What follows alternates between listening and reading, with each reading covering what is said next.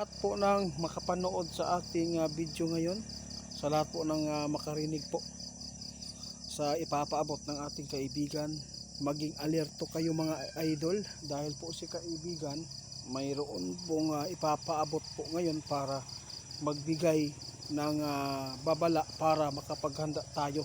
Kung ano man po ang mapapakinggan po natin kay kaibigan, nasa inyo na lang po kung maniniwala kayo dito kaibigan. Nako kaibigan, kailan lang ito?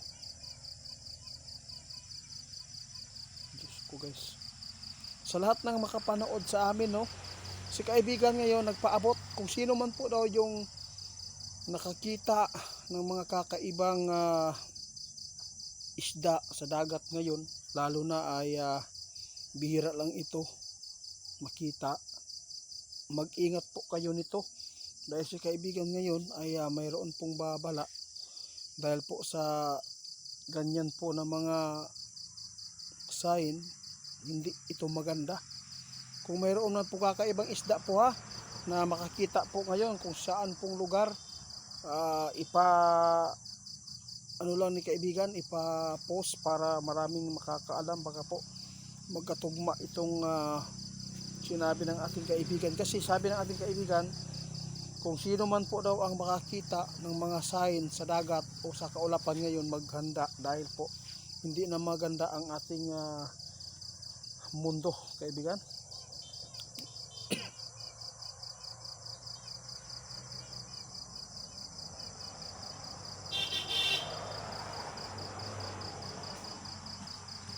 Diyos ko, ano naman to. Pwede po kayo mag-comment mga idola kung mayroon kayong nakita. Pwede kayo mag-chat kung ano po itong mga kakaibang hayop o kakaibang panahon natin na hindi pa natin natuklasan at hindi pa natin na experience, na ngayon pa natin nakikita. Pag ito po yung mga nakikita po daw natin, mag-ingat tayo, dahil yung mga sign na to, alam po nyo idol, kung sa dagat, ibig sabihin yan, yung makakita kayo ng kakaibang nilalang, ibig sabihin daw yan, mayroon pong mga sakuna o mayroon pong mga trahedya doon sa dagat, at mayroon pong mangyayaring mga kalamidad.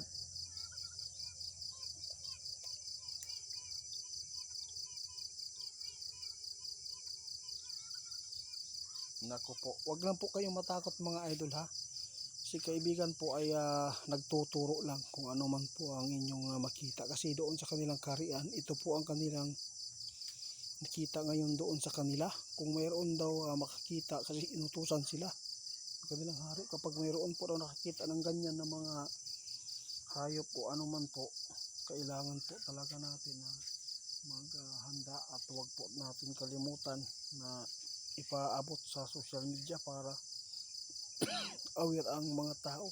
Kasi si kaibigan nag-alala po, dahil ito po ang inutos po ng kanilang hari, na sana kung mayroon man daw na mga kakaibang mga mukha na mga isda dyan na nakikita ng mga mananagat o mga baybayin dyan, agad po ninyong ipaabot para maraming tao mag-ingat at maghanda.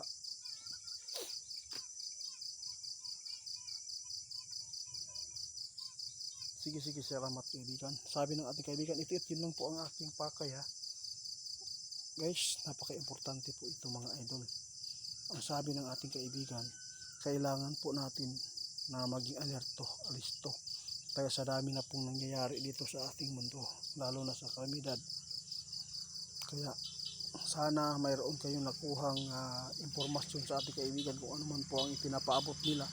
Gagawin lang po natin ang tama, na hindi tayo mapapahamak. Sa lahat ng makapanood, kung mayroon mga lugar dyan na kakaibang nakikita nyo sa dagat o sa lupa o sa himpapawid, pwede po kayo mag video para naman po ma-aware ang mga tao, para sila kung mayroon pong mga sign na hindi maganda yung ipinapaabot ng ating kaibigan kasi sabi ng ating kaibigan, kakaibang nilalang na makikita daw ninyo doon sa dagat. Masama talagang pangitain po yan. Ang barko guys, sinabi ng ating kaibigan, masama po ang kanyang hula. Masama ang kanyang nakita, dalawang barko yon, pampasero at mga private.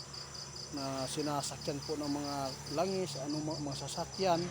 Kaya sana po masupla natin ito mga idol ha. Hanggang dito na lang muna mga idol. Sa lahat po ng makapanood, mag-ingat po tayo lahat. Dahil po hindi natin alam kung ano po ang mangyayari sa mundong ito dahil sa mga tao. Lalo na po yung mga baksin ay unti-unti nang natutuklasan kung sino po talaga ang pasimuno.